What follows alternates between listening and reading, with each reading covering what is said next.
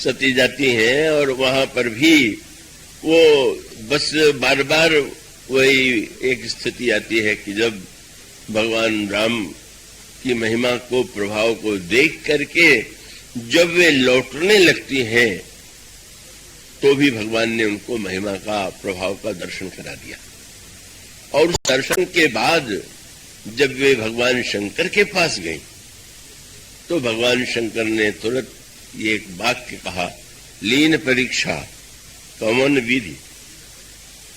आपने परीक्षा किस विधि से लिया? क्या तात्पर्य थे?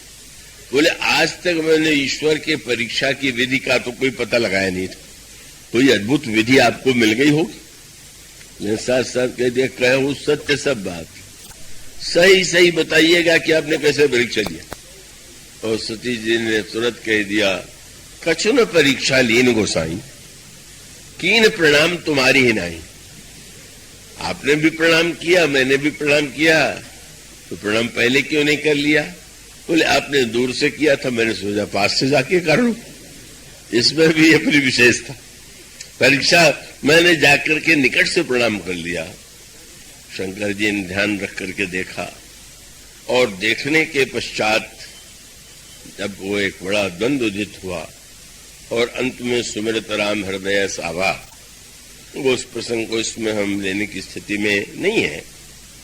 यही लगा कि इस शरीर से हम अब सती को नहीं स्वीकार करेंगे और यह संकल्प लेते हैं और अचानक आकाशवाणी होती है कि असपन तुम मिन करई कुआना, राम भगत समर्थ भगवाना।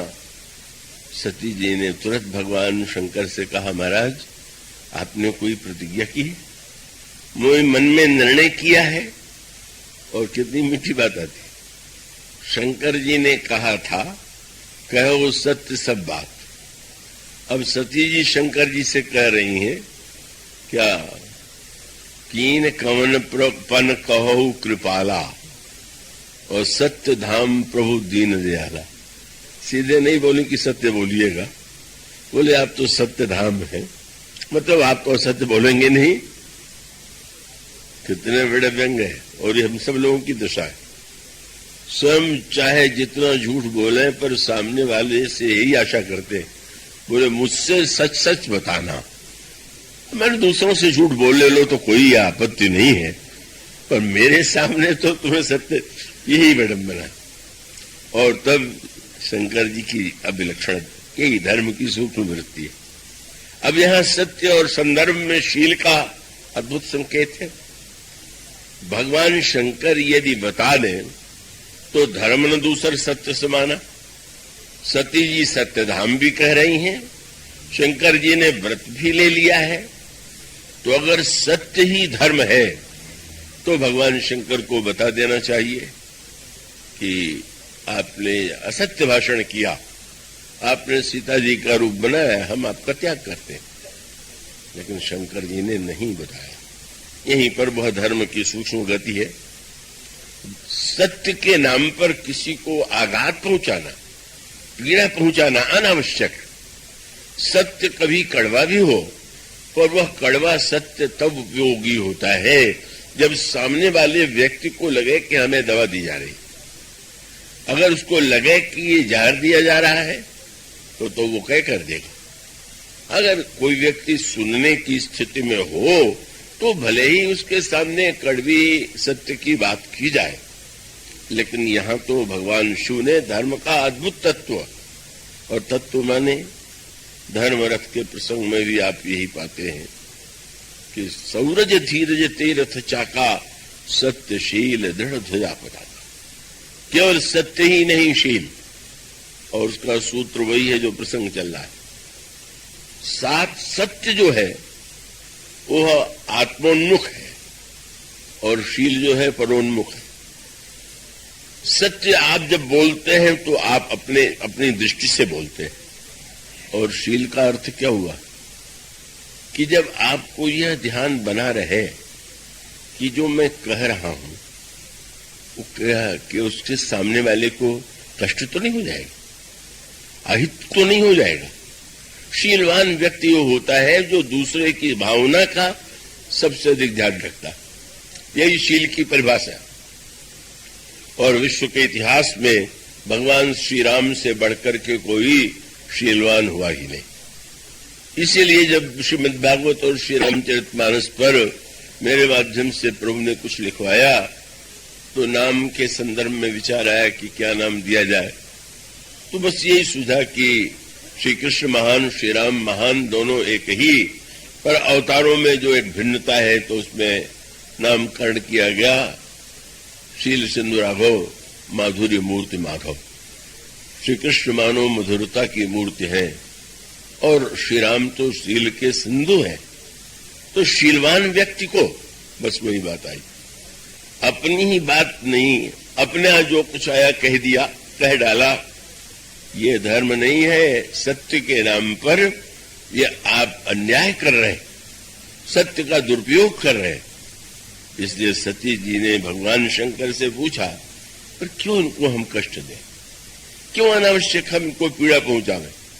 सती जी ने घुमा फिरा के बार बार पूछा, यद्यपि सती पूछा बहु भांति, तदपि न कहे त्रिपुर आराती।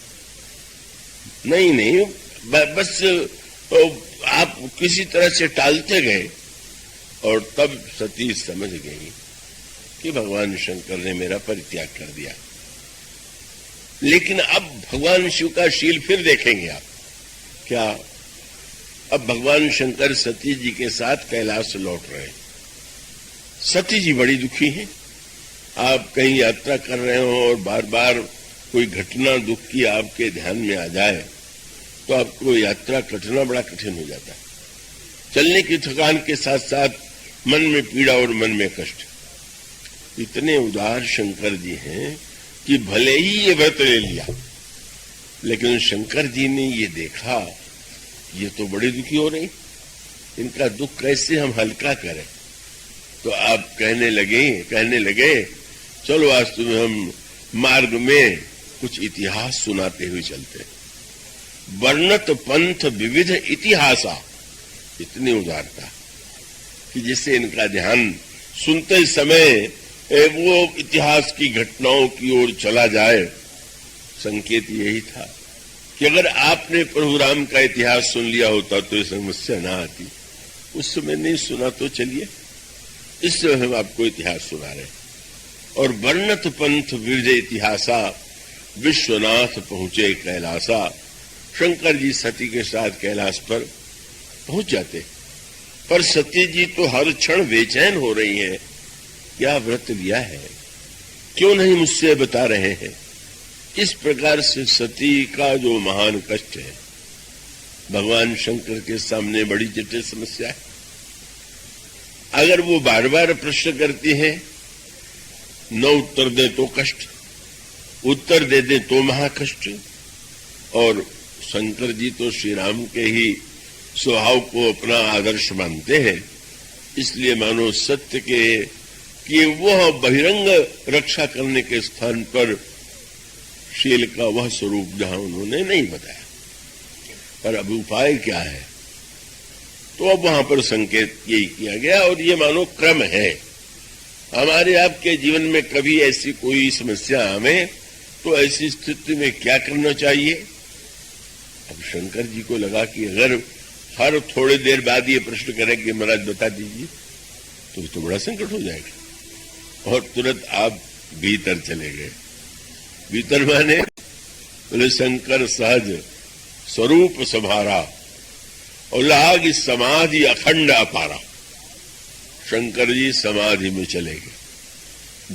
बाहर आंधी आवे तो आप क्या करते हैं, बाहर पानी बरसने लगे तो आप क्या करते हैं, बाहर कोई इस तरह की समस्या हो तो आप क्या करते हैं, भीतर चले जाते। इसी प्रकार से बाहर अगर ऐसी स्थिति उत्पन्न हो जाए तो व्यक्ति को अंतर्मुख हो जाना चाहिए, भीतर जाना चाहिए। भगवान शंकर ने यही निर्णय किया।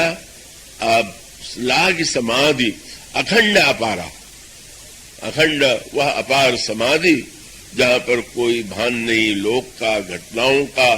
शंकर जी को कोई स्मरण नहीं आ रहा। अब मान लीजिए भगवान शंकर ही याद करते रहे, सती मुझसे झूठ बोल गई, सती क्यों बोल गई, कैसे बोल गई, और वही बार बार उस पर आक्षेप करते रहे, क्यों झूठ बोल दिया तुमने मुझसे, कितना बचने का उपाय क्या, बस समाधि में चले गए। और कितने वर्ष तक रहे, बोले बीते सम्मत 87,000 वर्ष तक समाधि में रहे। अंक सुन के घबरा मत जाइए।